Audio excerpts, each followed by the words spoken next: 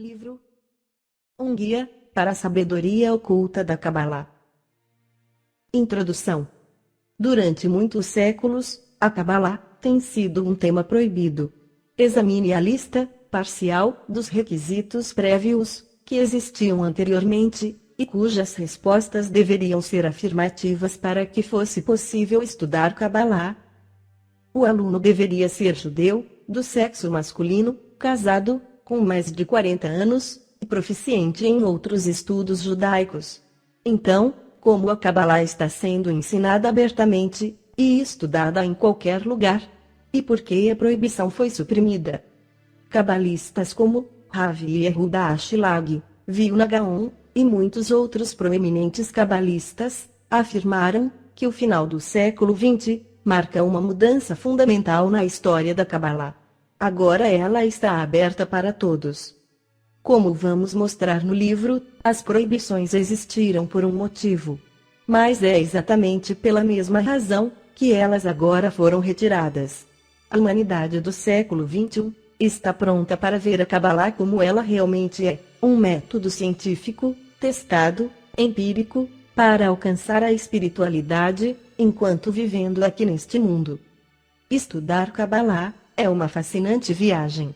Ela muda sua perspectiva sobre o mundo e as pessoas à sua volta, e revela partes em você cuja existência lhe era desconhecida. É uma viagem de descobertas, acontecendo dentro de nós, afetando todos os níveis da vida, como por exemplo, as nossas relações com os nossos parentes, amigos e colegas de trabalho. A Kabbalah afirma muito simplesmente que quando você souber como se conectar ao Criador diretamente, sem quaisquer intermediários, você encontrará sua bússola interior. E este é o objetivo da Kabbalah, lhe ajudar a fazer e a manter o contato direto com o Criador. E quando você o fizer, não precisará mais de nenhuma orientação. Então, bem-vindo ao Guia para a Sabedoria Oculta da Kabbalah. O que você encontrará neste livro? Este livro está dividido em 3 partes e 3 apêndices. Você aprenderá que a Kabbalah é uma ciência que descreve as leis do mundo espiritual. Na parte 1, Mitos e Verdades da Kabbalah, falaremos sobre os princípios básicos da Kabbalah e contaremos um pouco sobre como a Kabbalah começou. Continuaremos nossa jornada espiritual na parte 2, antes que existisse o tempo, que começa com o ciclo de realidade da Kabbalah, explicando como fomos criados, o que fazemos aqui, e como, e em que ponto, começou nossa ascensão ao mundo superior. Discutiremos como o mundo foi criado, como a Kabbalah explica o que está errado em nosso mundo atualmente, e o que precisa ser feito para consertá-lo. Nesta parte, também falaremos como você pode se tornar um estudante de Kabbalah, e como você poderá usar este conhecimento diariamente para seu benefício. Vamos explicar como diferenciar o professor certo do professor errado, como usar os livros e a internet em seus estudos da Kabbalah, e até mesmo o papel da música no seu desenvolvimento espiritual. A Kabbalah está diretamente relacionada ao estado em que o mundo se encontra hoje. Na parte 3, Kabbalah hoje, exploraremos sob a perspectiva da Kabbalah a crise global, e discutiremos os caminhos para a cura.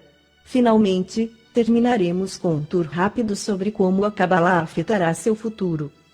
Você também encontrará um apêndice muito útil para incrementar sua viagem e lhe apontar a direção correta, caso deseje aprender mais. O apêndice contém um glossário, uma lista de recursos adicionais e algumas informações sobre nossa organização. Parte 1, Kabbalah, Mitos e Verdades. A lista de celebridades estudando Kabbalah parece mais uma lista de quem é quem em Hollywood. Mas a Kabbalah é mais do que um modismo popular. Nesta sessão explicaremos a popularidade da Kabbalah e daremos uma visão geral do que você encontrará se pesquisar a Kabbalah. Discutiremos o que é e o que não é Kabbalah, e lhe contaremos um pouco de como a Kabbalah começou. Após ler estes capítulos, você entenderá a razão da Kabbalah ter se tornado tão na moda. Você verá que ela não é mais um modismo passageiro, mas uma ciência empírica que explica o mundo de uma maneira que as ciências tradicionais não podem explicar. Capítulo 1 – Tirando a limpo. O livro do Zohar, o mais importante livro da Kabbalah, afirma que a Kabbalah aparecerá e prosperará até o final dos dias. Com a popularidade atual da Kabbalah, parece que o final dos tempos está aqui. A Kabbalah ilumina e descreve as leis do mundo espiritual. Não é religião. É uma ciência espiritual, e por mais de 2000 anos ficou envolta em mistério. A Kabbalah foi tradicionalmente fechada para todos, a não ser para poucos e seletos estudantes. Não mais. Como nunca antes, a Kabbalah tem se tornado chique, moderna, na moda. E mais cabalistas, que previamente hesitavam em abrir seus segredos ao público, tornaram-se as peças-chave na disseminação. De pequenos grupos à exposição em massa. Mas a Kabbalah não foi sempre tão popular, e os cabalistas não eram nem de longe tão abertos. Por mais de 2000 anos, a Kabbalah foi mantida em segredo, escondida dos olhos do público, e poucos cabalistas, meticulosamente, selecionavam seus alunos, e lhes ensinavam em pequenos grupos. Por exemplo, no século XVIII, o grupo Ranchal, dos alunos do Rabi Moshe Chaim Luzzatto, tornaram especialmente difícil a entrada de novos alunos. Associar-se requeria a aceitação de um pacto rigoroso de estilo de vida e estudo, que deveria ser levado adiante todos os dias, no período em que o aluno permanecesse como membro. Outros grupos, como o grupo Kotyski, batizado com o nome de uma cidade da Polônia, costumavam vestir-se com roupas surradas, e tratavam as pessoas que não eram membros com cinismo ofensivo. Eles deliberadamente se distanciaram dos outros, por aparentarem desobedecer ao mais sagrado costume judaico, como Yom Kippur. Membros do grupo espalhavam migalhas de pão em suas barbas, para parecer que tinham acabado de comer, neste dia de jejum. Naturalmente a maioria das pessoas os repelia. No entanto, os mesmos cabalistas que esconderam essa sabedoria, também se esforçaram para escrever livros, que permanecem como pilares da Kabbalah até os dias de hoje. Rabi Isaac Luria, o santo Ari, que primeiramente ensinava apenas um aluno, afirmou que de seu tempo em diante, o estudo do livro do Zohar estava permitido para todos que quisessem. Por essa razão, durante sua vida, o Ari ensinou um grupo de alunos, mas por volta de sua morte, ele ordenou que todos parassem de estudar, com exceção do Rav Chaim Vital. O Ari disse que somente Chaim Vital entendeu a maneira de ensinar adequadamente, e ele temia que sem um professor adequado, o resto se desviaria. Quebrando a parede de ferro. No final da última década do século XX, a Kabbalah realmente começou seu advento, no palco central da consciência pública.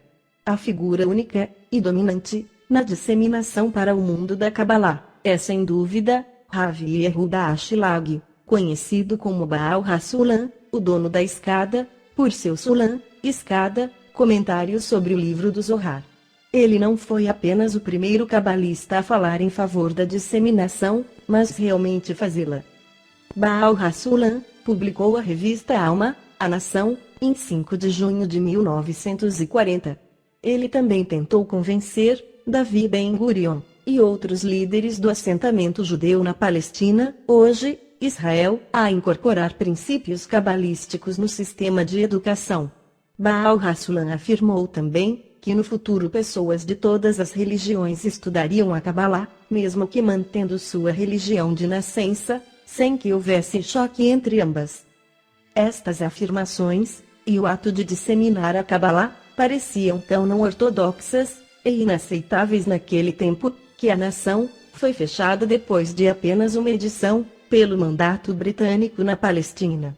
Em justificativa, o mandato britânico disse que havia recebido a informação que Ashlag estava promovendo o comunismo. Kabbalah, porque agora precisamos dela. A Kabbalah tem apenas um propósito: oferecer uma abordagem que ajude a responder à pergunta: qual é o sentido da minha vida?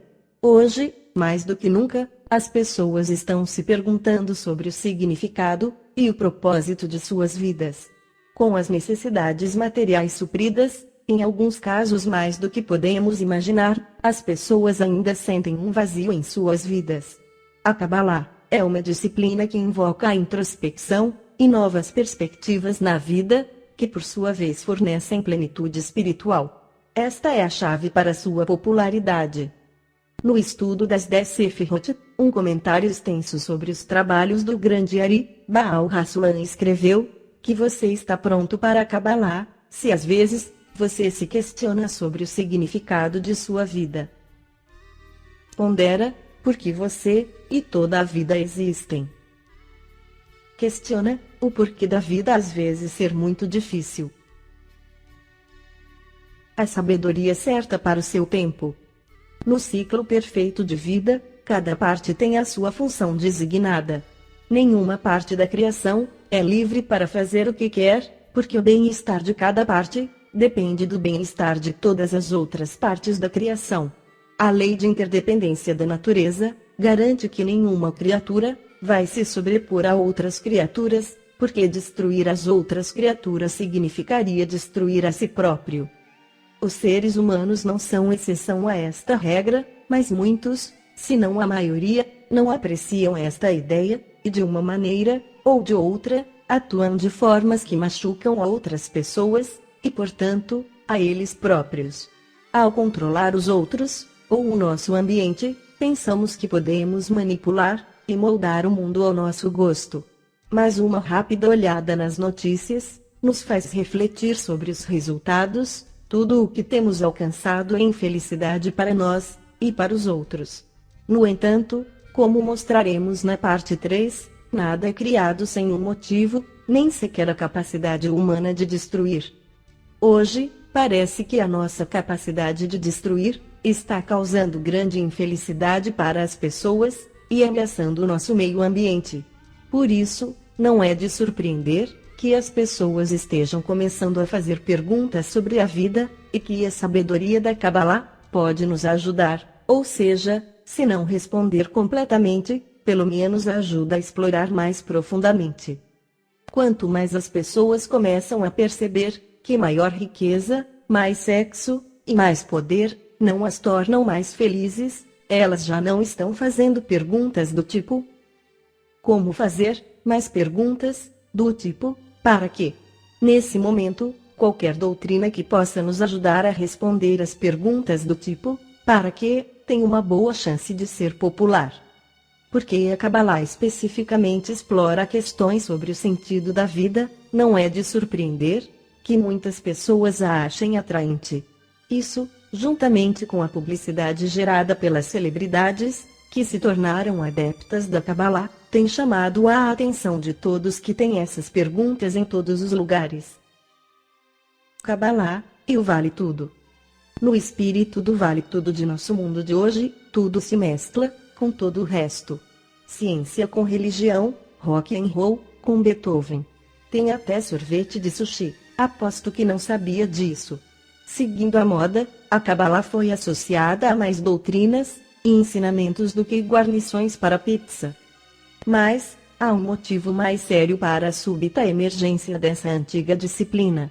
A Kabbalah sempre teve uma reputação de possuir um discernimento das forças superiores da natureza, dos mundos espirituais e da natureza de Deus. Como resultado, as pessoas sempre quiseram associar os termos cabalísticos a toda espécie de ensinamentos. O problema com essa associação é que ela questiona o poder da Kabbalah no entendimento das nossas naturezas, humana e espiritual. Isso é, afinal de contas, o ponto principal de interesse desse ensinamento hoje em dia, e a razão pela qual a Kabbalah foi desenvolvida. Então, para esclarecer qualquer concepção errada, daremos uma olhada ao que não é Kabbalah.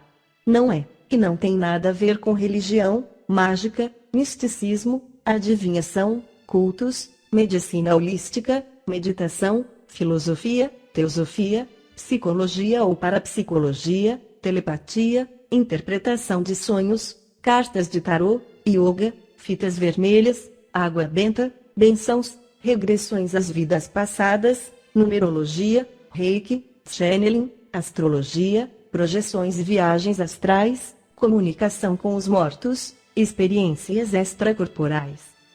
Voodoo, franco-maçonaria, reflexologia, UFO e outros ismos. A Kabbalah esteve presente por muito, muito tempo, e somente agora está tomando seu lugar na consciência geral do público. Aqueles que a adotam como última moda, irão talvez procurar outra coisa. Mas aqueles que se aprofundam em seus princípios, irão provavelmente encontrar o suficiente para mantê-los por uma vida inteira. Em resumo, a Kabbalah é um método que responde à pergunta: qual é o significado da minha vida? A Kabbalah ficou oculta, até que as perguntas para as quais ela tem as respostas surgissem.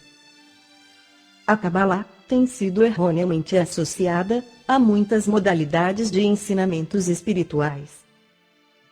A Kabbalah não é uma moda passageira, mas é um método prático, que desafia o tempo, que permite entender a natureza humana e a natureza do Criador. Capítulo 2 – Fundamentos.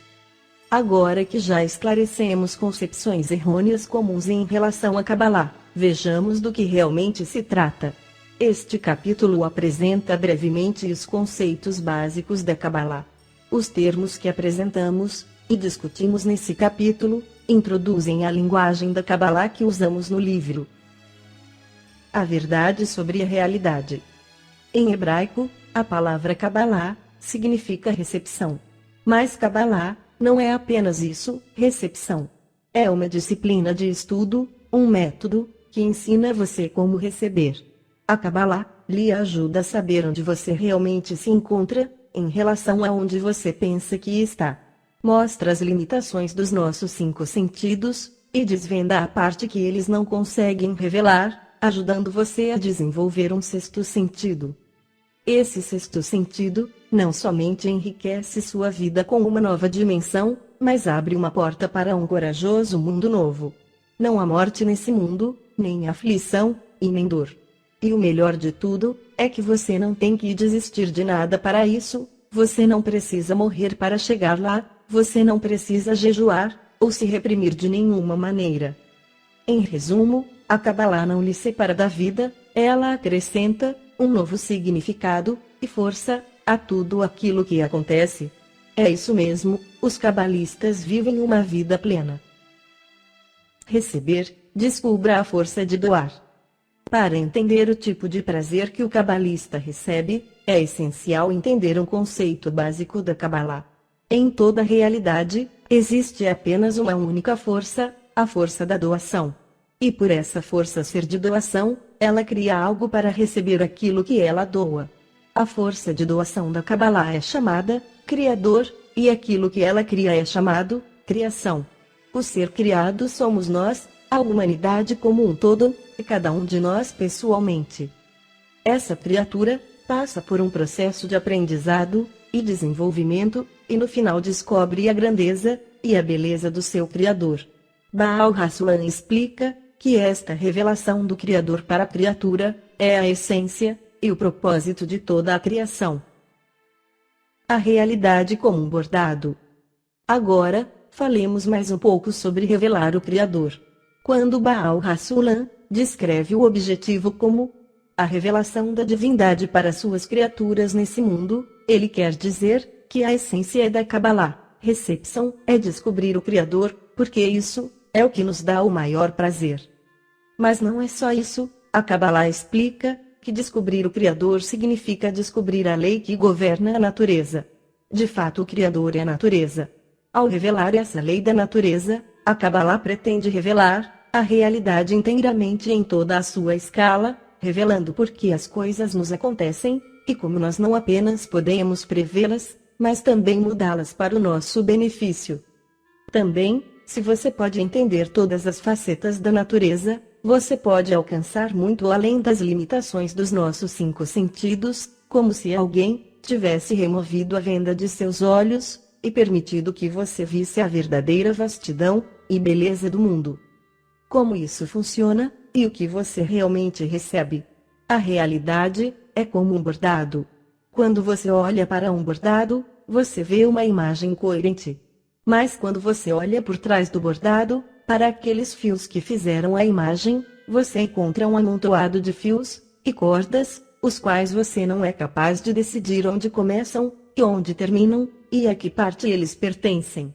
A Kabbalah ajuda você a entender os fios por trás da imagem da realidade, e nos ensina, como nós mesmos, podemos nos tornar um bordador, para que possamos construir uma imagem de acordo com o nosso gosto. O sentido latente. A recepção em Kabbalah é a percepção do mundo espiritual. É um mundo invisível aos nossos 5 sentidos, mas um mundo que certamente experimentamos. Se tudo o que buscamos depende de nossos sentidos, então é lógico que para sentirmos o mundo espiritual, precisamos de um sentido especial para percebê-lo. Em outras palavras, não precisamos procurar nada fora de nós mesmos, mas sim, cultivar uma percepção que já existe dentro de nós, e que está adormecida. Na Kabbalah, essa percepção é chamada sexto sentido. De fato, o título sexto sentido é um pouco enganador. Não é um sentido no significado fisiológico da palavra, mas, por ele permitir que percebamos algo que de outra maneira não poderíamos, os cabalistas resolveram chamar a essa maneira diferente de percepção de o sexto sentido. Aqui está a chave de tudo. Nossos 5 sentidos são programados para servir nossos interesses pessoais, por isso, tudo que percebemos é aquilo que serve aos nossos interesses.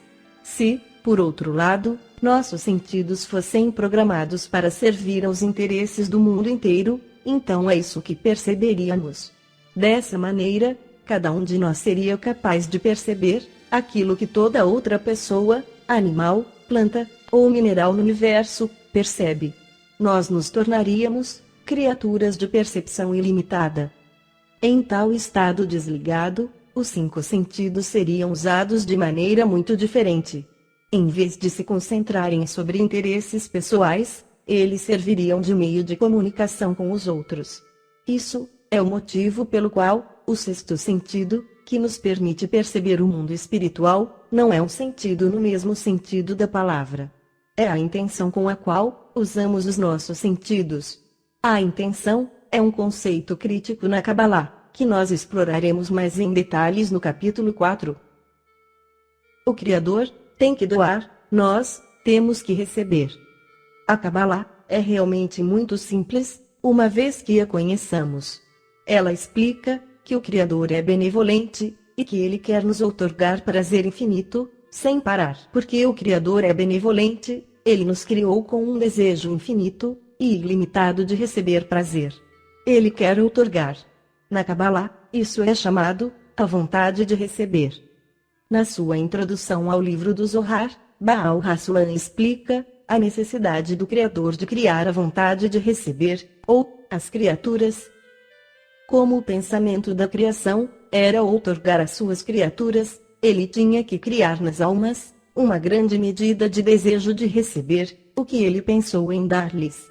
Assim sendo, o pensamento da criação por si, necessariamente dita a criação de um desejo excessivo de receber nas almas, para se ajustar ao imenso prazer que o Todo-Poderoso pensou doar às almas. Em outras palavras, temos a capacidade, o potencial, e até mesmo o desejo inconsciente de nos conectar com o Criador, e receber seus prazeres, aumentando nossa alegria de viver. Egoístas até os ossos. Mas na prática, existem consequências para tamanha vontade de receber. Baal HaSulam descreve a complexidade da condição humana no seu ensaio, Paz no Mundo Todo, e cada indivíduo se sente no mundo do Criador, como único e soberano, e que todos os outros foram criados somente para facilitar e melhorar sua vida, sem que para isso, ele sinta qualquer obrigação em retribuir. Em poucas palavras, somos egoístas até os ossos. Porém, quando corrigidos, esse extremo egoísmo se torna o mais alto grau de altruísmo e benevolência. O desejo mais egoísta, ser altruísta.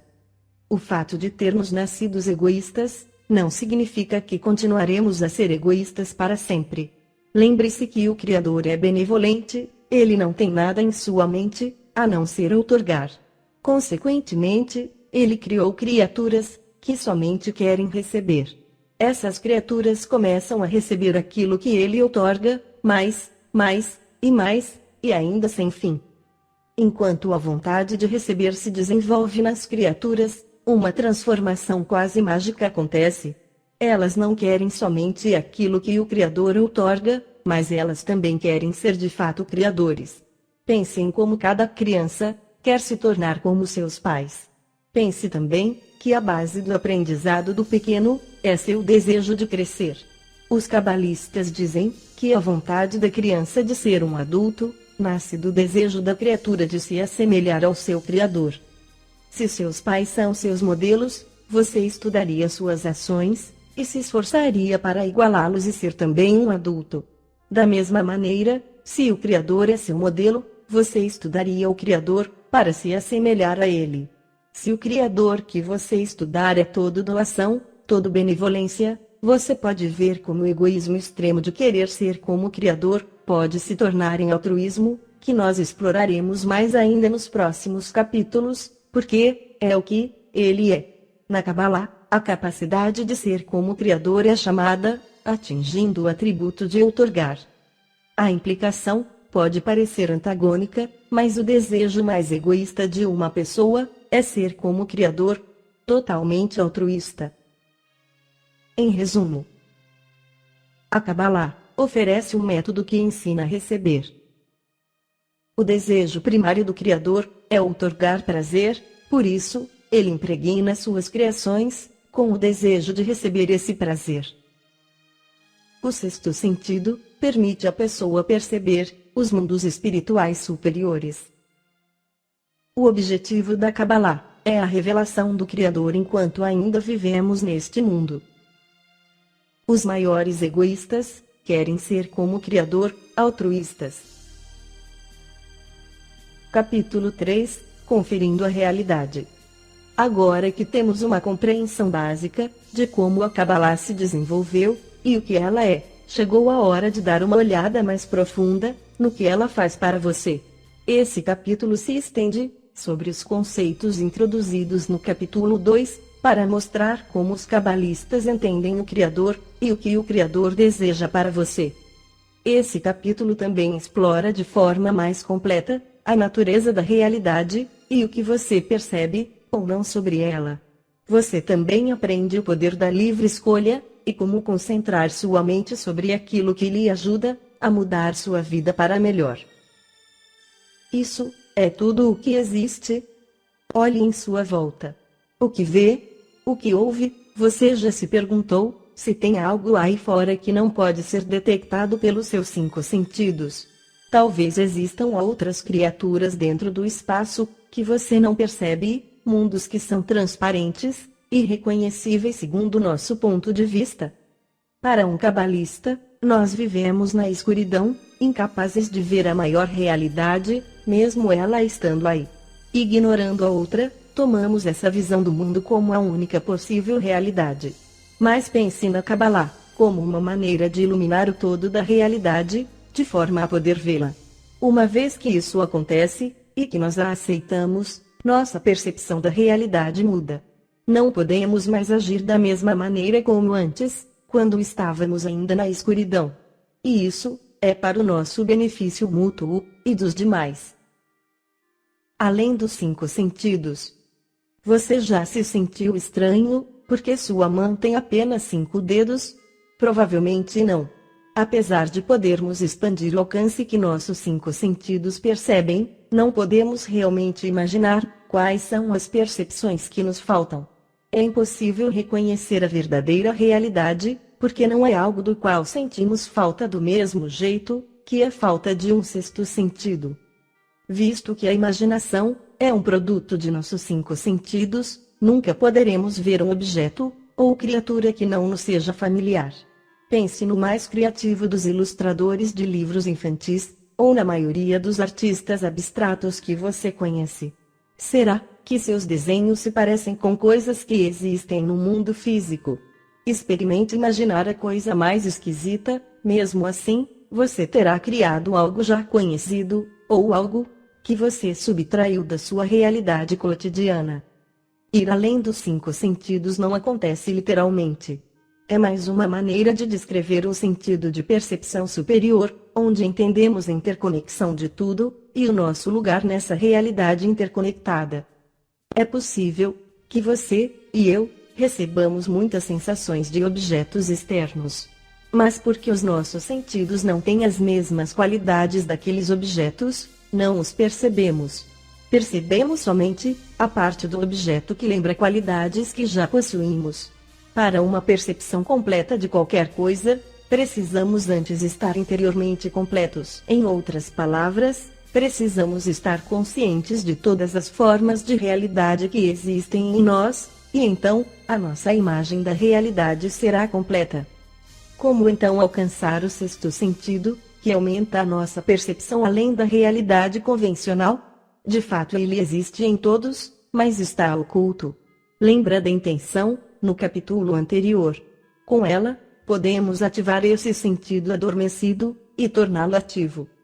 Com persistência e estudo, começamos a adquirir a percepção do mundo do Criador, o mundo da doação. Na Kabbalah, esse mundo é chamado de o mundo superior. Com estudo e o desenvolvimento do 6º sentido, nós começamos gradualmente a sentir e a entender o mundo superior. Do outro lado da barreira. Nossa percepção do mundo superior varia dependendo do nosso estado espiritual. No início, não podemos perceber o mundo superior, porque nossas qualidades são opostas às do Criador. Em tal estado, podemos somente perceber o mundo material, no qual vivemos, e tudo aquilo que imaginamos ser o mundo espiritual, é apenas invenção da nossa imaginação. Mas, a partir do momento que adquirimos a primeira qualidade espiritual, o primeiro bocado de altruísmo, adquirimos também a habilidade de ver o espiritual, tal como é realmente. Os cabalistas o chamam atravessar a barreira. Uma vez que atravessemos a barreira, podemos progredir, até sem professor, porque nesse estado estaremos sob a orientação do Criador.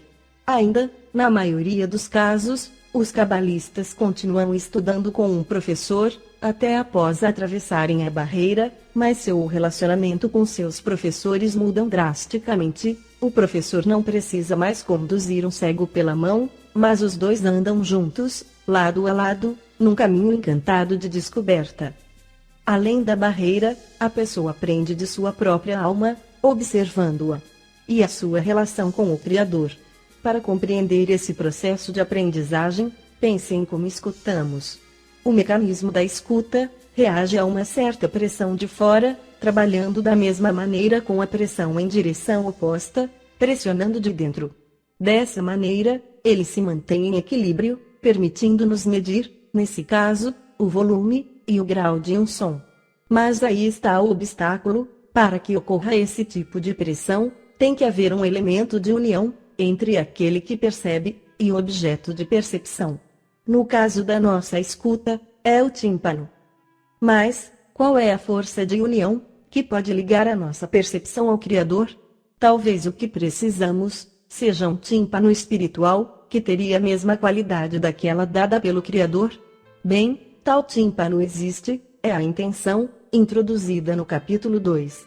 Qualquer coisa que você faça com a intenção de doar, é considerado doação na espiritualidade.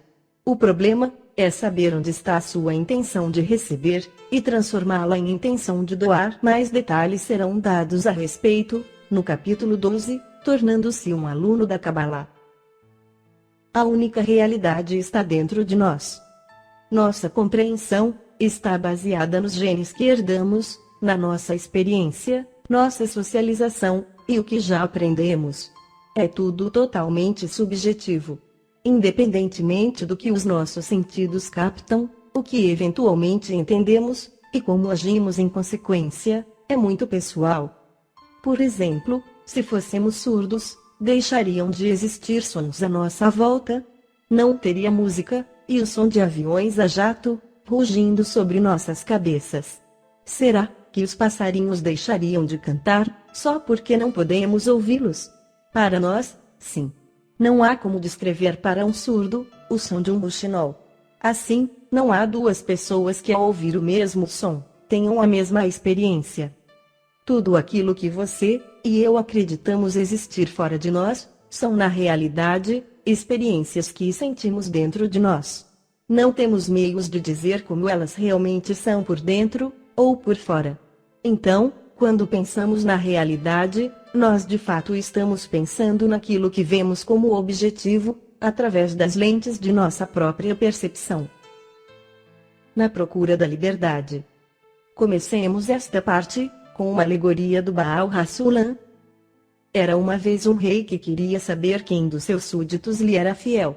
Ele anunciou que qualquer pessoa que quisesse vir trabalhar para ele, seria recompensada por uma refeição festiva, digna de reis. Quando as pessoas chegaram, não havia ninguém nos portões, apenas um cartaz indicando para onde se dirigir e o que fazer, mas sem guardas para vigiar as chegadas. Aqueles que trabalharam nas áreas designadas estavam expostos a um pó mágico, e aqueles que se dirigiram a outro lugar não o foram.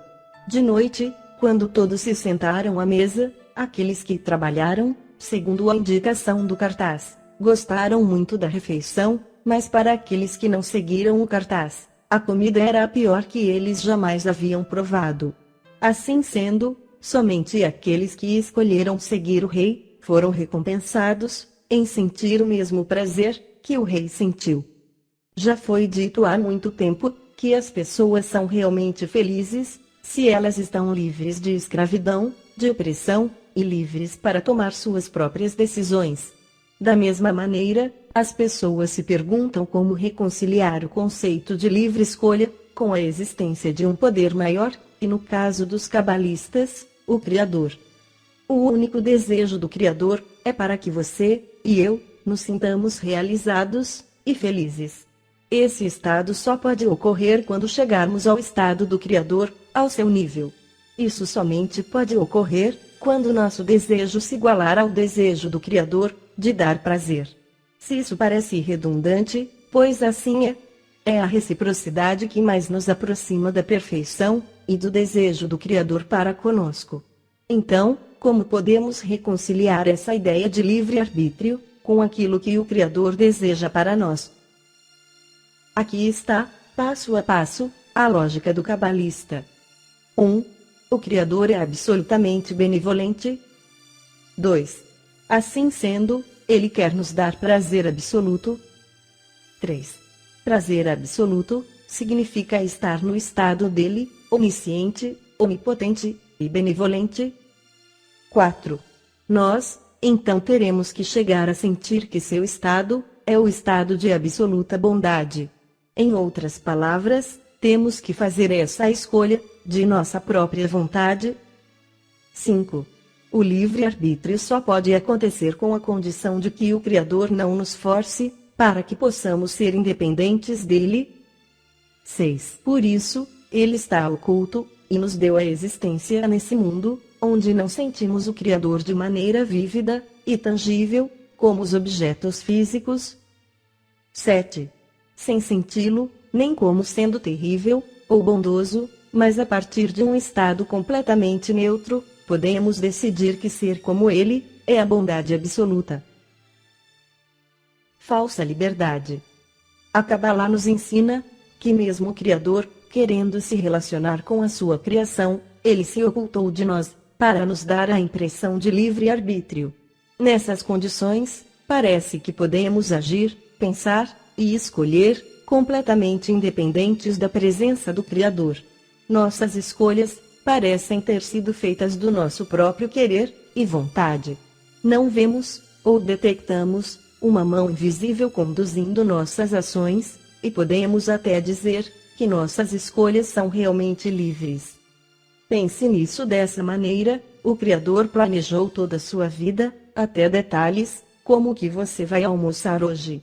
Mas, se o Criador planeja de antemão todas as nossas decisões e movimentos, será que o livre-arbítrio é realmente livre? A resposta é que as nossas escolhas são livres, quando vistas da nossa perspectiva. O fato de que o Criador sabe aquilo que decidiremos, não significa nada para nós, enquanto ainda não sabemos o que escolheremos. O princípio do prazer e da dor. Como acabamos de explicar, o único desejo do Criador é que nós nos sintamos plenos de alegria. Reconhecer essa verdade é essencial ao nosso caminho da perfeição. Não é nenhum segredo que todos nós desejamos ter prazer, e que para isso fazemos de tudo para achá-lo. Mas, se a intenção do Criador é para que possamos buscar e experimentar prazer, onde a dor encaixa nessa equação, você e eu não tomamos nenhuma ação, a menos que acreditemos que de alguma maneira nos fará sentir bem, ou pelo menos, melhor. Cada uma de nossas ações é o resultado de um cálculo de que elas aumentarão a nossa felicidade. Desse jeito, você e eu nos colocamos de maneira consciente em situações dolorosas, para gozar de mais prazer. Certas situações dolorosas nos levam a reavaliar o que nós acreditamos serem as causas de nossa felicidade, e os gradua de acordo com a sua importância. Digamos que você tem um relógio Rolex, e o fato de lhe pertencer lhe causa grande prazer, o que ele representa como realização, o que ele mostra a respeito de seu status, e quem sabe o que mais. Algum dia um ladrão aponta uma arma para seu peito, lhe pede seu amado relógio, ou até a maioria das pessoas sãs aceitariam um ato doloroso, nesse caso, entregar um item que lhe é caro, para evitar um ato ainda mais doloroso, uma espécie de ferimento, ou pior. Pense nisso como se fosse uma espécie de sistema de gradação. As pessoas podem calcular que qualquer desconforto no presente vale ter prazer no futuro. Em outros termos, a presente dor é válida para obter algum prazer no futuro. 4 fatores, camadas, de nosso faz de conta. A Kabbalah afirma que 4 fatores determinam o estado da pessoa a cada momento. 1. Fonte.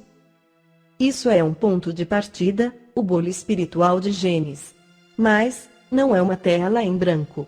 Pense nisso como sendo uma parede que foi pintada e repintada muitas vezes. As camadas prévias de tinta estão debaixo da superfície. Talvez elas não possam ser vistas ou distinguidas, mas elas fazem parte da composição da parede, sempre o ponto de início para o próximo, como quando pintamos uma parede, a camada atual é sempre subcamada para a próxima demão. 2. Vias de desenvolvimento que não mudam sob a influência de fatores externos. Esse fator lida com a maneira que evoluímos, como resultado de nossos genes. Essas vias podem se referir a coisas que temos tendência a gostar ou desgostar, a nossos talentos e outros traços hereditários. 3. Vias de desenvolvimento que mudam sob a influência de fatores externos. Isso é nossa atitude em relação ao ambiente externo. Digamos que você recebeu uma crítica ruim de seu chefe no trabalho. Você pode ficar transtornado e zangado e sentir que o feedback não é justo, ou você pode decidir que o seu chefe se importa com você, lhe diz o que você tem que fazer para vencer. De qualquer maneira, o evento externo da crítica do seu chefe o afetará com certeza e o mudará. 4. Vias de desenvolvimento dos próprios fatores externos. O quarto fator é o ambiente externo e sua contínua evolução. Para continuar o exemplo anterior, se optar por trocar o seu patrão, talvez, trocando de trabalho, isto exporia um novo conjunto de influências, mas estas seriam influências que você escolheu. Como mostram os 4 fatores, a confluência é da origem de uma pessoa, sua natureza interna, e as forças externas, imutáveis, todas contribuem para a nossa construção interior. No entanto, de todos os 4 elementos, o único elemento que podemos modificar é o quarto, o nosso ambiente. Mas, porque os elementos se afetam mutuamente, ao mudar o nosso ambiente, podemos moldar, em última instância, todos os outros elementos dentro de nós. Em resumo, aquilo que percebemos como nosso mundo, é uma imagem subjetiva do que o Criador nos deu.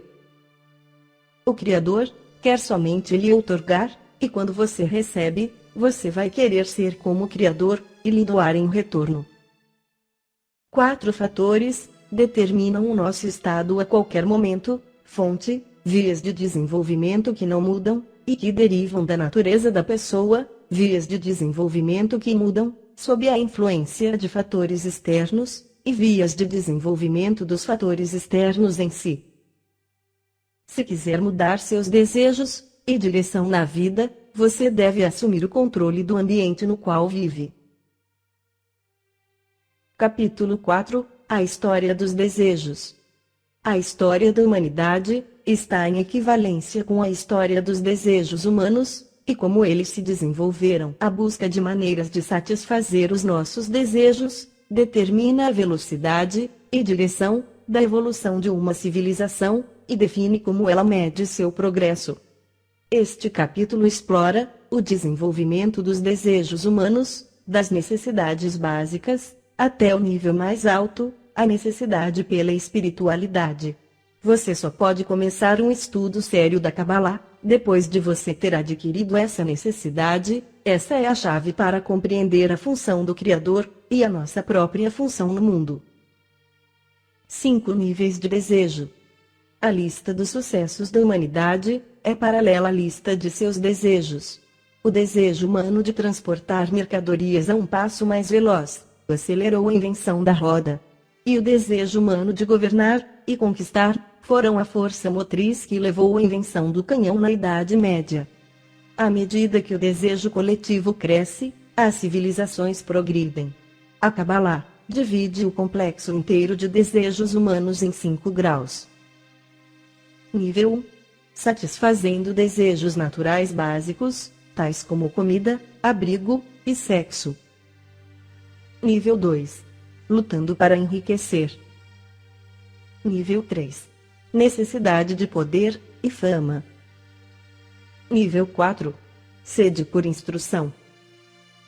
Nível 5. O desejo para a espiritualidade.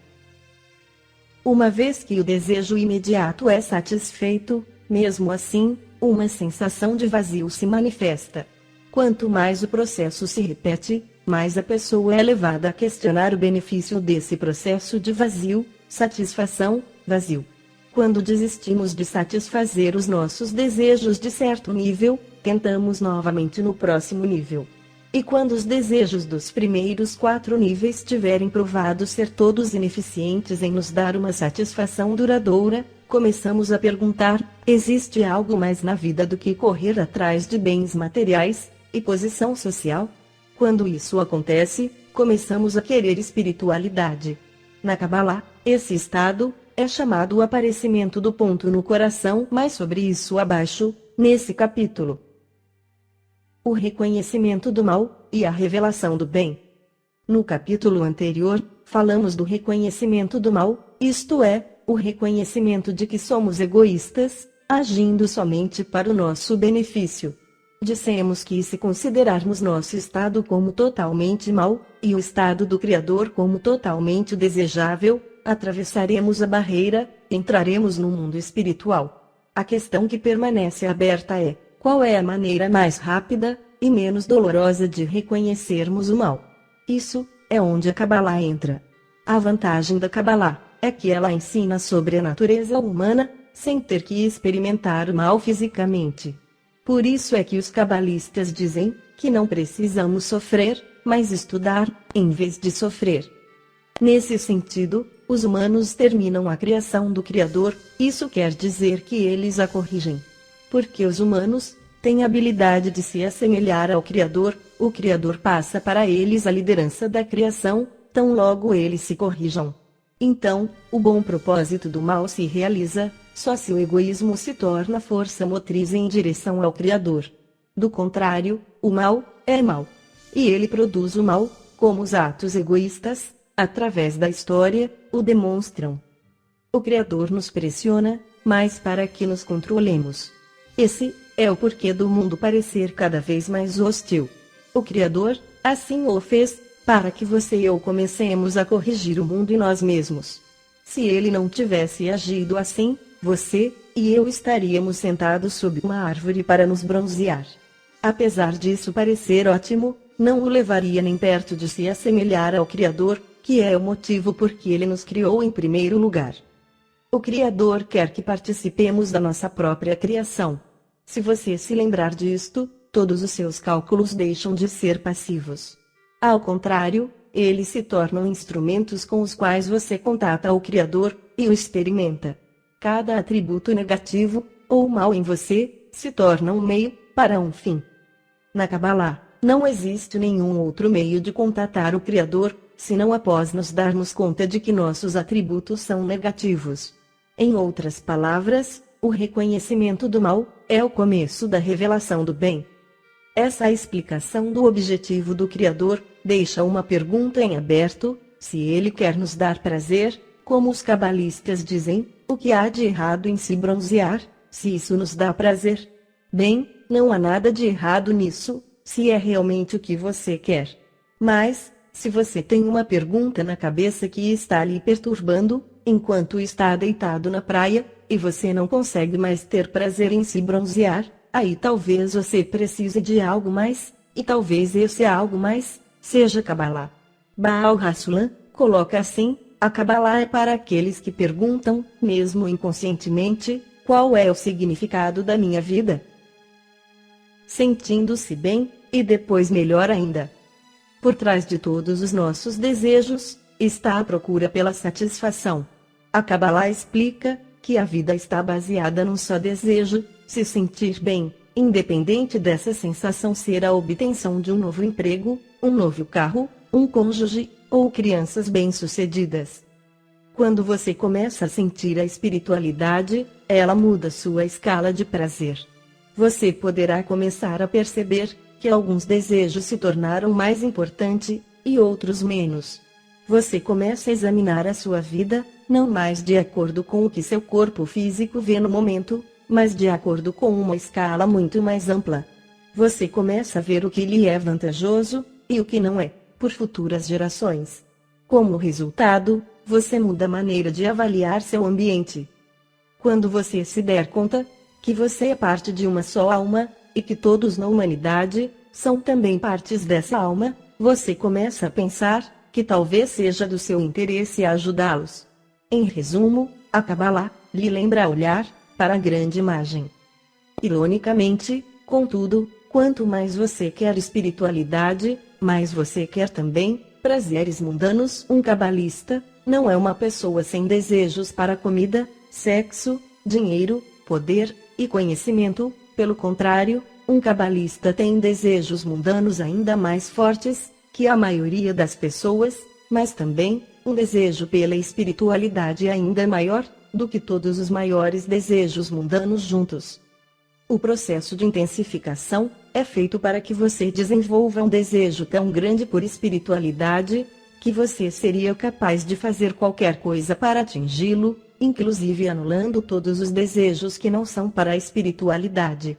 Mas, para que desista desses desejos, você deve antes vivê-los. Isso é porque os cabalistas explicam que quanto maior o seu nível espiritual, maior é o desejo de prazeres mundanos, e em seguida, recebendo a consciência que existe algo que é ainda melhor, e maior, que todos os prazeres combinados.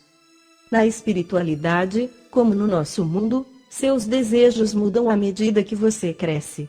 Os primeiros desejos que você teve, se parecem com brinquedos, comparados com as coisas que você busca agora. Essa busca finalmente leva ao bem absoluto, ao contato direto com o Criador, realizado através da equivalência de forma com Ele, e sendo semelhante a Ele. Uma situação ganhadora.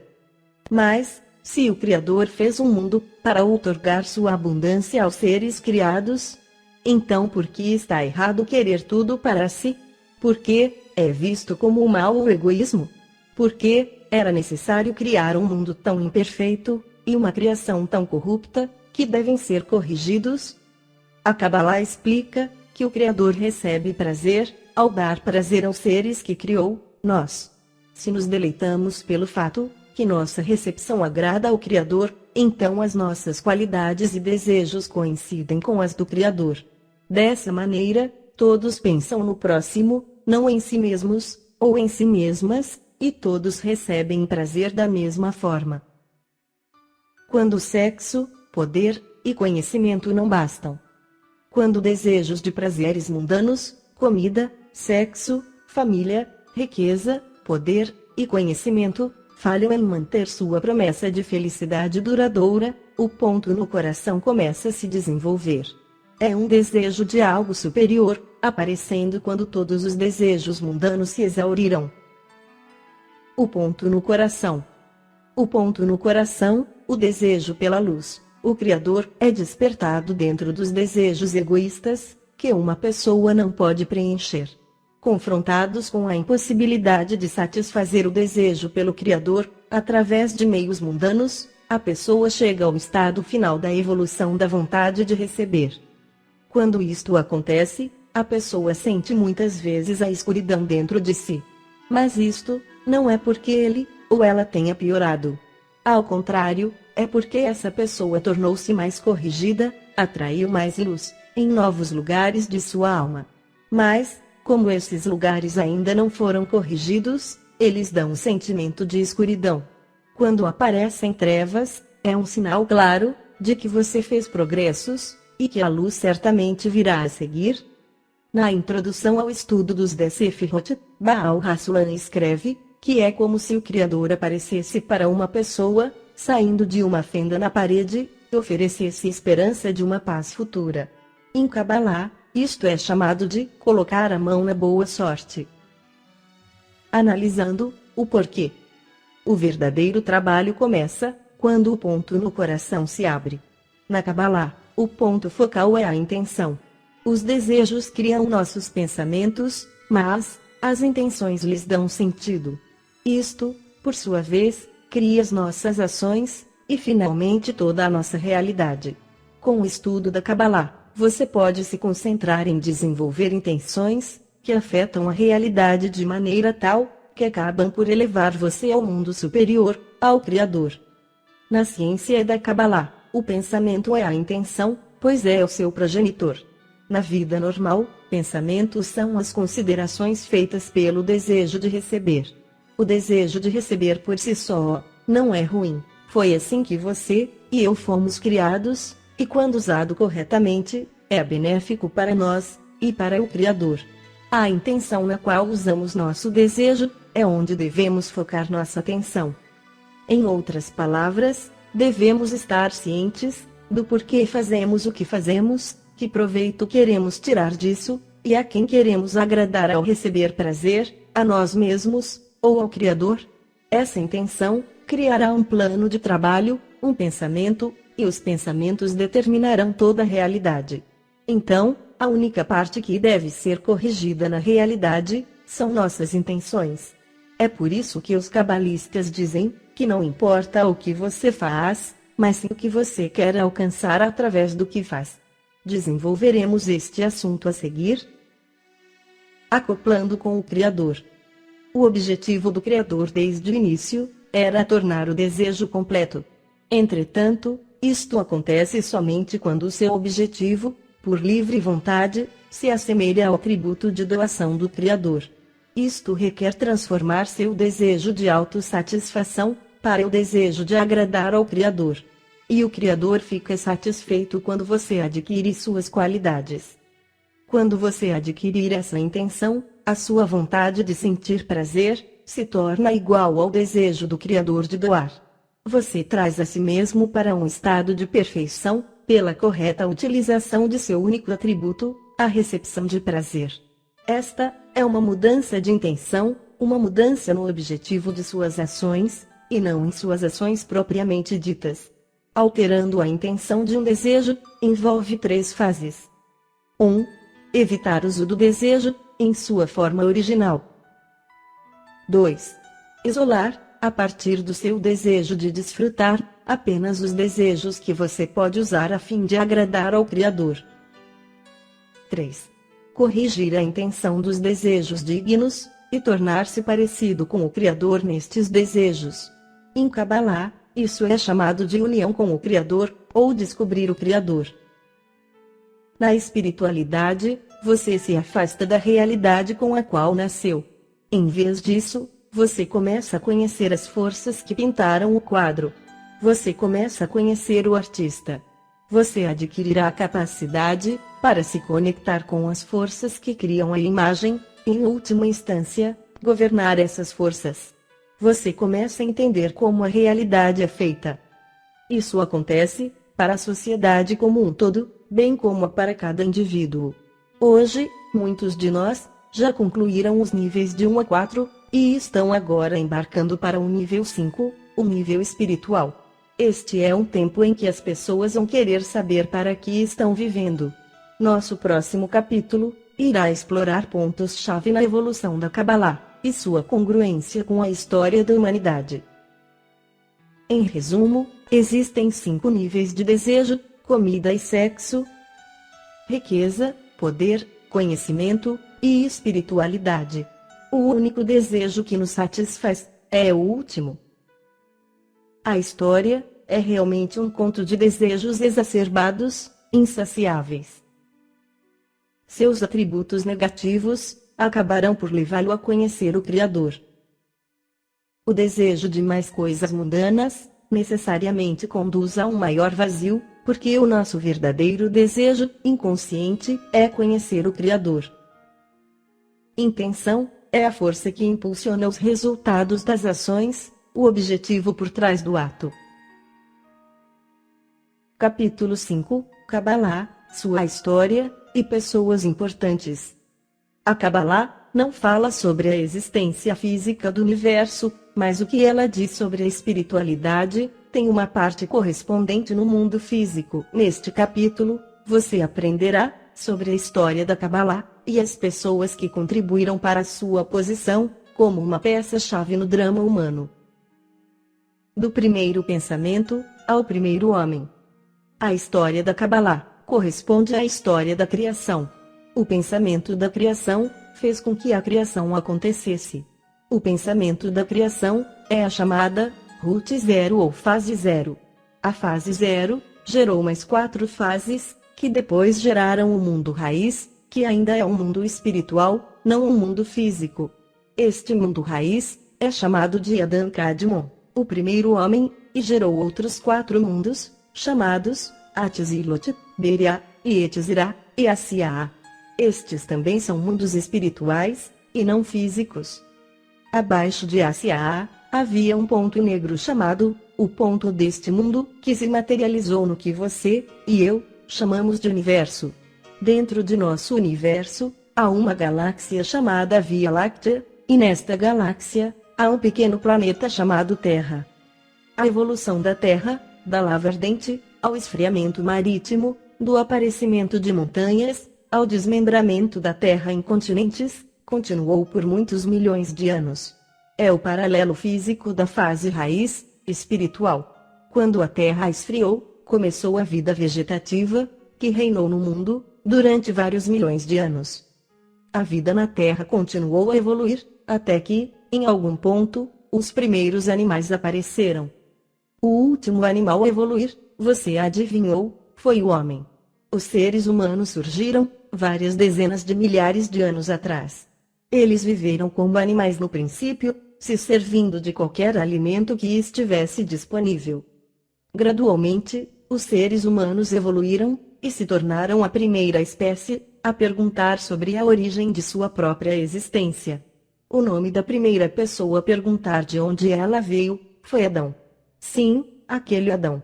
Esta é a razão pela qual Adão é considerado pelos cabalistas como sendo a primeira pessoa a chegar na espiritualidade para descobrir a fonte de sua própria existência, e a de vocês também. Se você olhar para esta curta história da evolução, notará que sempre há 5 fases, antes que uma mudança maior ocorra. Os cabalistas descrevem 5 fases, 5 mundos espirituais, e 5 estágios no mundo físico, são eles: inanimado, vegetativo, animado, humano e espiritual. Adão. Adão, companheiro de Eva, e residente temporário do Jardim do Éden, marca o começo da fase final da evolução, a fase espiritual. Em Kabbalah, Adão é considerado a fase raiz. Por isso, é chamado de Adão Arishon, o primeiro homem. Adão foi também a primeira pessoa a escrever um livro de Kabbalah, Ramallah Raziel, o Anjo do Segredo de Deus, um pequeno livro, que incluía alguns desenhos e tabelas. Vale mencionar que, apesar dos cabalistas atribuírem este trabalho a Adão, não existe prova escrita que ele é realmente o autor. O nome, Ramallah Raziel, vem das palavras hebraicas, Malar, anjo, Ras, segredo, e El, Deus. Assim, Ramallah Raziel revela a nós os segredos do Criador. A tradição cabalística afirma que Adão escreveu O Anjo do Segredo de Deus há mais de 5.769 anos. Adão usou alegorias e metáforas para nos contar como ele sentia que vivia em dois mundos, no terreno e no espiritual. Ele sentia a existência superior completamente, mas não conseguia descrever isso de maneira que possamos identificar hoje. Ele alcançou a compreensão através de seus sentimentos, e assim a retratou da melhor maneira que pôde. Se você pesquisar O Anjo do Segredo de Deus, fica evidente que o autor não é um incivilizado, um ignorante caçador de mamutes. Adão foi um cabalista de um grau muito elevado, que descobriu os segredos fundamentais da criação em sua jornada espiritual. Ele estudou o mundo superior, onde as nossas almas vagam antes da sua descida à Terra, quando nascemos, e onde as almas regressam após a morte. Adão nos diz como estas almas irão se agrupar em uma só alma, e construir o que chamamos de homem, do qual somos fragmentos. Você lerá mais sobre como isso funciona, no capítulo 8. Abraão. Abraão veio 20 gerações após Adão, e foi o primeiro a conduzir estudos organizados da Kabbalah. Ele viu as maravilhas da existência humana, e fez perguntas ao Criador, e assim descobriu os mundos superiores. Abraão passou o conhecimento, e o método que ele usou, para alcançar os mundos superiores, para as gerações seguintes a ele. Desta forma, a Kabbalah foi transferida de professor a estudantes durante muitos séculos. Cada cabalista acrescentava sua experiência única e sua personalidade a este corpo de conhecimento acumulado. Abraão vivia na Mesopotâmia, hoje Iraque, e como todos os habitantes, adorava o sol, a lua, as pedras e as árvores. Mas um dia, ele começou a perguntar como o mundo foi criado, por que é que tudo gira em torno de nós, e qual o significado da vida. Na verdade, deve haver algum significado para a vida, ele pensou, um começo, fim, causa, efeito. Deve existir uma força que coloca tudo em movimento. Abraão perguntou-se sobre essas questões, e eventualmente, através da imagem do nosso mundo, sentiu e viu o mesmo que Adão, que viveu em dois mundos de uma só vez, o espiritual e o material. Sim, estas são as mesmas perguntas que trouxeram a Kabbalah para o foco na sociedade de hoje. Como os cabalistas que vieram depois dele, Abraão escreveu sobre as suas descobertas. Seu livro, Sefer Yetzirah, o livro da criação, é o próximo texto importante, após Ramallah Raziel. Ao contrário dos longos livros de Kabbalah, Sefer Yetzirah tem apenas algumas dezenas de páginas. O propósito de Abraão ter escrito este livro não foi para ensinar como alcançar o mundo superior, mas apenas para marcar algumas das principais leis que ele descobriu sobre o mundo espiritual, como se estivesse fazendo um esboço. Os cabalistas consideram este um livro difícil de estudar corretamente, porque ele foi escrito para pessoas que viveram há milhares de anos atrás. Naqueles dias, as almas das pessoas não eram tão espessas como as de hoje. Eles podiam entender o texto, mesmo sendo escrito de forma sucinta. Hoje necessitamos de um texto muito mais detalhado para poder nos relacionarmos com o conteúdo. É por esta razão que Baal Hassulam escreveu seus comentários sobre o livro do Zohar e a árvore da vida. Quando Abraão descobriu a espiritualidade, ele imediatamente começou a divulgar o seu conhecimento. É por isso que está escrito que ele se sentava à porta de sua tenda, e convidava as pessoas para entrar. E assim, ensinava o que ele havia aprendido sobre o espiritual. Desta maneira, esses estudantes que Abraão convidava para a sua tenda, se tornaram o primeiro grupo de estudo da história da Kabbalah. Moisés. O nome Moshe, Moisés, vem da palavra hebraica, mosher, puxando, como empuxar para fora deste mundo. Moisés foi diferente dos outros cabalistas, pois paralelamente às revelações recebidas, lhe foi ordenado divulgá-las por escrito, e estabelecer centros de aprendizagem. Moisés tinha 70 discípulos, e Yehoshua ben Nun, Josué, o filho de Nun, foi quem lhe sucedeu. Moisés fez mais do que uma pesquisa do mundo superior. Ele tratou da realização prática, do entendimento do espiritual em nosso mundo, como o êxodo do Egito. Com a sabedoria que adquiriu das forças superiores, que ele recebeu de cima, ele guiou o povo de Israel para fora do exílio. Sua próxima tarefa foi a de escrever um livro, com o qual qualquer pessoa pudesse conquistar o mundo superior. Com este livro, a pessoa poderia sair do Egito espiritual, e parar de adorar ídolos, o sol, e outros falsos deuses. A ele seria garantido a entrada ao Israel espiritual, Atzilot, um mundo de eternidade e plenitude. Moisés criou um método em seu livro, a Torá, Pentateuco, a partir da palavra Or, luz. Ele contém instruções sobre como usar a luz como um meio para avançar no mundo espiritual. Todas as pessoas podem descobrir a imagem completa da criação. Elas podem alcançar o resultado desejado e atingir a meta final, se apenas puderem ler e compreender as instruções corretamente. O método de Moisés, a Torá, adaptado às almas de hoje, permite a qualquer pessoa atingir o grau de espiritualidade denominado Moisés. Hashibi, Rabi Shimon Bar Yochai, o livro do Zohar, o livro da luz, foi o próximo grande trabalho em Kabbalah, e talvez o mais célebre deles. Foi escrito pelo rabino Shimon Bar Yochai, o Hashibi, por volta do ano 150 da Era Comum. Hashibi foi um discípulo de Rabi Akiva, que ficou famoso principalmente pela sua ênfase sobre a regra, ama teu próximo como a ti mesmo. Rabi Akiva, entretanto, não teve um destino parecido. Ele e muitos de seus discípulos foram torturados e mortos pelos romanos, que se sentiam ameaçados pelos ensinamentos da Kabbalah. Eles esfolaram sua pele, e seus ossos foram despojados com um raspador de ferro, como a carda de hoje, utilizados para a limpeza dos seus cavalos. Antes disso, uma praga matou quase todos os 24.000 alunos de Rabi Akiva, apenas poucos restaram, entre eles estava Rabi Shimon Bar Yochai. Cabalistas viram esta praga como resultado do seu grande egoísmo, que os conduziu ao ódio. Este era exatamente o oposto da regra de seu professor, ama ao teu próximo como a ti mesmo. Após a morte dos 24.000 discípulos de Rabi Akiva, Hashibi foi autorizado por Rabi Akiva, e Rabi Yehuda ben Baba, para ensinar Kabbalah às futuras gerações como lhe havia sido ensinada.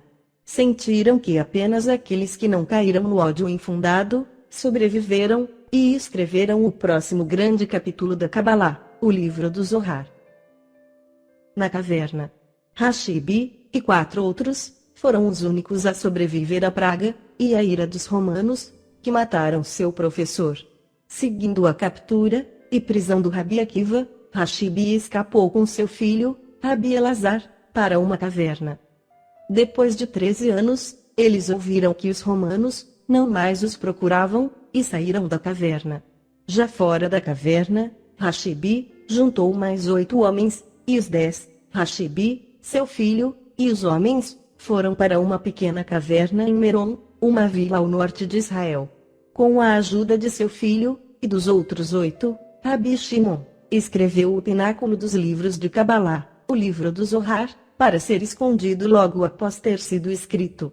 Hashibi não escreveu o Zohar ele mesmo, ele ditou o livro para Rabi Abba, que o escreveu de tal maneira que apenas aqueles que fossem merecedores seriam capazes de entendê-lo. Depois de sua escrita, quando Rabino Shimon e seus discípulos viram que a sua geração não estava pronta para o seu conteúdo, eles o esconderam, até que o tempo passasse, e as pessoas estivessem prontas. Muitos proeminentes cabalistas dizem que este tempo é o nosso tempo, e na verdade, o Zohar está mais em demanda hoje do que nunca. Reaparições anteriores. O livro foi descoberto há pouco, no entanto, puramente por acidente. Ele caiu nas mãos do cabalista, Rabi Moshe de Leon, que o manteve e o estudou em segredo. Quando ele morreu, sua esposa vendeu o livro, porque ela tinha muitas despesas, já que seu marido morreu, e provavelmente ele não disse nada a ela sobre sua importância. Esta é a razão pela qual a redação do Zohar é muitas vezes atribuída a Moshe de Leon, mesmo que o próprio Moshe de Leon a atribua ao Rashibi. O Zohar afirma que é escrito para uma época em que a falta de pudor crescia, em que o rosto da geração era como o rosto de um cão. Quando cabalistas proeminentes, como Vilna Gaon, Baal Hassulam e outros, olharam para o futuro, eles declararam que a atual geração é a que o Zohar se refere. Obviamente, não se trata de nenhum elogio. Rabi Isaac Luria, o Ari. Esta etapa no desenvolvimento da Kabbalah é extremamente importante para a Kabbalah da nossa geração. Este é o período do Ari, Rabi Isaac Luria. O Ari proclamou o início de um período de abertura do estudo da Kabbalah às massas. Até a chegada do Ari, o método predominante de estudo foi o do Ramak, Rabi Moshe Cordovero, de Zefat. Era um método em que um cabalista simplesmente experimentava o mundo superior, quase intuitivamente. Quando o Ari chegou a Zefat, no entanto, ficou claro que os tempos tinham mudado. Próximo a 1500, o mundo estava caminhando para a idade da ciência e da indústria.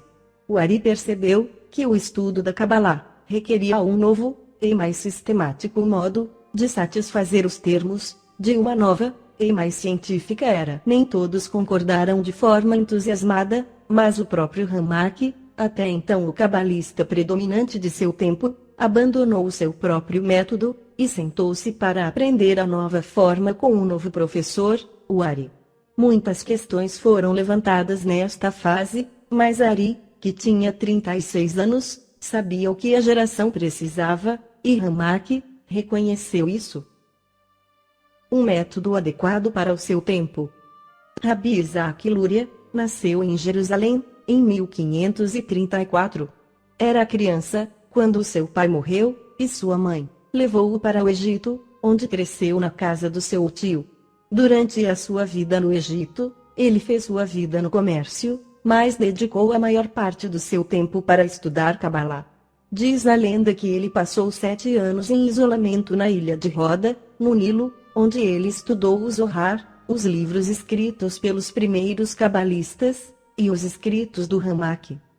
O Ari chegou em Zefat, Israel, em 1570. Apesar de ser jovem, ele imediatamente começou a ensinar a Kabbalah. Por 1 ano e meio, seu discípulo, Rav Chaim Vital, colocava no papel as respostas para muitas das questões que surgiram durante seus estudos. De fato, o Ari não escreveu nada sozinho. Os escritos do Ari são, na realidade, as notas que Chaim Vital tomou enquanto estudava com seu mestre. As obras importantes do Ari incluem a Árvore da Vida, Mavu Shiarim, Entrada para os Portões, Sha'ar Kavanot, a Porta das Intenções, e Sha'ar Agilgulim, a Porta da Reencarnação. A parte única do método do Ari é a sua ordem sistemática, que foi adequada para a aproximação na época da base científica e da Revolução Industrial. Hoje, o seu método, chamado de Kabbalah Luriânica, é o principal método de estudo da Kabbalah, já que é adaptado às almas da humanidade de hoje. O Ari morreu de uma súbita doença em 1572, ainda jovem. Os escritos de Kabbalah derramam uma luz única sobre a história, e pode-se dizer que compõe a história da luz do Criador. Durante a maior parte deste tempo, porém, a Kabbalah estava escondida, estudada no escuro, longe dos olhos do público. Era um assunto privado, e para a maior parte dos casos, até mesmo secreto. Com as profecias do Zohar e o trabalho do Ari, a Kabbalah teve como objetivo lançar a sua luz sobre todos. O caminho em que a Kabbalah derrama sua luz publicamente continua com o trabalho do Rabi Yehuda Ashlag, que, como o próximo capítulo mostra, abriu o estudo da Kabbalah para mais pessoas como nunca antes. Em resumo, a criação é constituída por 5 fases de acordo com a Kabbalah. Adão foi o primeiro cabalista, e se fala que é o autor do livro, O Anjo dos Segredos de Deus. Abraão começou o primeiro grupo de Kabbalah, através do seu ensino, e escreveu o livro da criação. Moisés é a força que nos puxa para fora do egoísmo, para dentro da espiritualidade. Ele escreveu a Torá, Pentateuco. O livro do Zohar, o livro seminal em Kabbalah, previu o seu próprio ressurgimento no final dos tempos. Os cabalistas dizem que o final dos tempos é o nosso tempo. O Ari criou um método científico para ensinar Kabbalah, que é o método predominante hoje. O livro que o deixou famoso é A Árvore da Vida. Capítulo 6, Baal Hassulam. A Kabbalah nem sempre foi tão popular como é hoje. Quando começou, era o alvo de interesse de apenas um pequeno número de pessoas, que pesquisavam o sentido de suas vidas. Estes primeiros cabalistas continuaram a desenvolvê-la através das gerações, adaptando-a para os novos tempos, e assim, a Kabbalah tornou-se mais científica, como requer a nossa geração. Este capítulo apresenta a forma como os textos cabalísticos funcionam, e como tem se desenvolvido ao longo dos séculos, para fazer sua sabedoria mais disponível e acessível a todos. Em particular, este capítulo aborda o trabalho do mais universal de todos os cabalistas, Ravi Yehuda Ashlag. Ravi Ashlag afirmou claramente que o estudo da Kabbalah está aberto para todos, que a Kabbalah pode ser divulgada, distribuída e ensinada a todos, sem qualquer consideração de idade, raça, sexo ou religião. O objetivo da Kabbalah. O objetivo da Kabbalah é criar um método para que as pessoas tornem-se espiritualmente satisfeitas. Como você já sabe, Kabbalah significa recepção. A finalidade da vida neste mundo é que uma pessoa alcance um mais elevado nível de espiritualidade. Segundo a Kabbalah, as almas voltam repetidamente a este mundo, até que esta meta seja atingida. O objetivo espiritual é diferente das aspirações criativas ou intelectuais. Como descrito no capítulo 4, a busca da espiritualidade é a fase final do desenvolvimento humano. A Kabbalah orienta e oferece um caminho para esta satisfação espiritual. O que os livros de Kabbalah podem fazer por você e o que não podem. Escritores cabalistas descrevem suas experiências e propõem recomendações para que outros possam seguir em seu caminho. Os livros de Kabbalah são relatos de suas viagens no mundo superior. Os livros de Kabbalah também têm desenhos que ilustram conceitos e eventos espirituais. É importante lembrar que as formas nos desenhos não são objetos reais, mas imagens utilizadas para explicar estados espirituais, no que se refere ao seu relacionamento com o Criador. Mas os livros de Kabbalah não lhe mostram o quadro completo. Para realmente saber o que são os mundos espirituais e senti-los, você tem que experimentá-los por si próprio. Cabalistas pensam em si próprios como guias turísticos, cujo trabalho é levá-lo até um lugar e deixá-lo admirar por si mesmo. Por isso, os textos que foram escritos para ensinar as descrições são parciais, expondo apenas o que é necessário saber para chegar à espiritualidade por você mesmo. Estes textos didáticos são o livro do Zohar, do Hashibi, a Árvore da Vida, do Ari, e o estudo dos 10 Sefirot, do Yehuda Ashlag. Raízes, de cima para baixo. A Kabbalah explica que as raízes do nosso mundo são raízes espirituais, que vêm de cima, e não de baixo. As raízes vêm a partir da fonte, que está acima deste mundo. Imagine raízes crescendo a partir do exterior de uma bolha. Porque você está na bolha, a área de criação, as raízes vêm para você. Elas podem ser consideradas como cordões coloridos de festa, pendurados a partir de cima. O principal objetivo desta sabedoria é possibilitar a revelação do Criador para suas criaturas, que somos nós.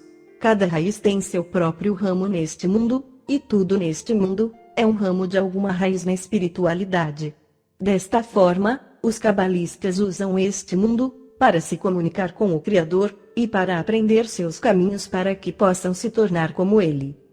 Para evitar uma comunicação errada com o Criador, você precisará saber que ramo se relaciona com que raiz. A chegada do Ari, e em maior medida, a do Rav Ashlag, marcou a mudança para uma nova e mais clara terminologia na Kabbalah. Os cabalistas descrevem suas experiências internas e entendimentos, usando metáforas e linguagem adequada para as almas de seu tempo. De tempos em tempos, a linguagem torna-se não clara devido ao desenvolvimento das almas, e requer novas explicações. Isto requer que sucessivos cabalistas escrevam interpretações para tornar esta viagem espiritual mais clara e mais acessível para nós. Por isso, Rav Ashlag escreveu seu comentário sobre a Árvore da Vida, publicado em seu maior trabalho, O Estudo dos 10 Sefirot. Os comentários do Rav Ashlag sobre a Árvore da Vida detalham os estágios, eventos e formas da criação da vida, originalmente descritos pelo Ari. Ashlag fez uma coisa semelhante com o livro do Zohar de Hashibi. Ele pegou o texto do Hashibi e o esclareceu em um comentário que ele chamou de Hassulam, a escada. Por isso Rabi Yehuda Ashlag é também conhecido como Baal Hassulam, o dono da escada. O maior comentador. Nascido em 1884, em Varsóvia, na Polônia, Baal Hassulam estudou Kabbalah com Rabi Yehoshua de Borsov, absorveu a lei escrita e oral. Ele se tornou um juiz e professor em Varsóvia quando tinha 19 anos. Em 1921, ele emigrou para Israel, então chamado Palestina, com sua família, incluindo seu primeiro filho, Baruch, que o sucederia mais tarde, se tornou-se um rabino de Givat Shaul, em Jerusalém. Enquanto escrevia muitas outras importantes obras, tais como O Estudo das 10 Sefirot, ele também começou a escrever o Sulam, comentário sobre o Zohar, em 1943. Ele terminou apenas 10 anos mais tarde, em 1953. Ele morreu no ano seguinte, e foi enterrado em Jerusalém. Baal Hassulam é o único que conseguiu compor os comentários do Zohar por completo, e atualizado, e dos escritos do Ari, uma vez que foram escritos primeiro. Seus livros permitem que os cabalistas estudem textos antigos, em linguagem moderna, e são ferramentas indispensáveis para aqueles que aspiram a alcançar espiritualidade. Em seu artigo, Tempo de Agir, Baal Hassulam conta que antes das impressões gráficas existirem, quando escribas estavam em voga, ninguém se incomodava em dobrar suas costas para copiar um livro com euforia, já que não valeria a pena o tempo gasto, os custos, e as velas de cera. Com o avanço da confecção de livros, teorias e conexões da Kabbalah foram reforçadas pelos autores, que começaram a publicar facilmente. Com muitas pessoas tentando defini-la, uma atmosfera de frivolidade desenvolveu-se em torno da Kabbalah. Portanto, o objetivo de Ashlag, em sua redação, era de revelar o que pudesse, da verdadeira essência da Kabbalah. Na sua introdução ao livro do Zohar, Ashlag diz que ele deve escrever livros de Kabbalah, porque cada geração tem as suas próprias necessidades, e portanto, seus próprios livros. A nossa geração também precisa de todos os livros que possamos compreender. Uma vez que os livros do Ari foram escritos centenas de anos atrás, e o livro do Zohar foi escrito quase 2000 anos atrás, ele tomou sobre si a interpretação deles para nós. Desta forma, podemos chegar a saber o que estes antigos cabalistas sabiam, e experimentar os mundos espirituais por nós mesmos. A chamada para o tempo certo. Mas, a propagação da Kabbalah está acontecendo hoje, não apenas como resultado do aparecimento de livros incorretos e imprecisos. Ashlag explica na sua introdução ao livro do Zohar, e em muitos de seus ensaios, que a propagação da Kabbalah é um dever hoje. Ele explica que agora é o tempo em que o profeta Jeremias se referia, quando disse: porque eles todos deverão me conhecer, do menor até o maior deles. Podemos tomar o nosso tempo e deixar que isso aconteça naturalmente, mas Ashlag afirma que essa decisão irá custar-nos muito, porque seremos compelidos a evoluir na espiritualidade, pela própria natureza. Ele diz que a outra opção é a de estudar o que a natureza quer de nós, e fazê-lo. Isto, de acordo com Ashlag, irá não só evitar o sofrimento do qual falava, mas vai nos mostrar como receber os prazeres que o Criador quer nos dar. Cabalistas antigos chamam estas duas opções de em seu devido tempo ou acelerar o tempo. Hoje, de acordo com Ashlag, já não é simplesmente uma boa ideia, a de compartilhar o conhecimento, é o apelo da hora. Por isso, sem mais delongas, vamos mergulhar no coração da sabedoria e seus conceitos. Em resumo, a Kabbalah fornece um método para atingir plenitude espiritual. Rav Yehuda Ashlag é acreditado por tornar textos antigos e difíceis de ler da Kabbalah em textos mais fáceis de interpretar. A Kabbalah evoluiu para um método de estudo sistemático e científico. A sabedoria da Kabbalah desaparece e reaparece quando o tempo fica maduro para sua percepção, e agora chegou o momento.